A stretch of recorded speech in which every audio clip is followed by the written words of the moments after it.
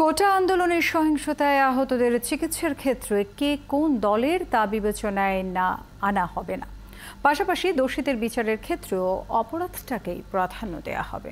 14 দলের নেতাদের নিয়ে ঢাকা মেডিকেল কলেজ হাসপাতালে আহতদের দেখতে গিয়ে কথা বলেন 14 দলের সমন্বয়ক আমির হোসেন আমু। এ সময় তিনি আহতদের চিকিৎসা সংক্রান্ত যাবতীয় খোঁজখবর নেন এবং ঠিকঠাক চিকিৎসার নির্দেশ দেন। তিনি বলেন, নিহতদের তালিকা প্রকাশ হওয়ার পর তাদের পরিবারের পাশে দাঁড়াবে সরকার।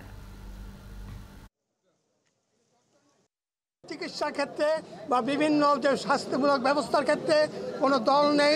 দলমত নির্বিশেষে যার যেখানে অবস্থান সেইখান থেকে তাকে দেখা হবে এবং সেইভাবে ব্যবস্থা গ্রহণ করা হবে। চিকিৎসার ক্ষেত্রে যেমন বৈষম্য হবে না এবং আইনের ক্ষেত্রেও কোনো বৈষম্য হবে না, এইটাই আমরা আশা করি।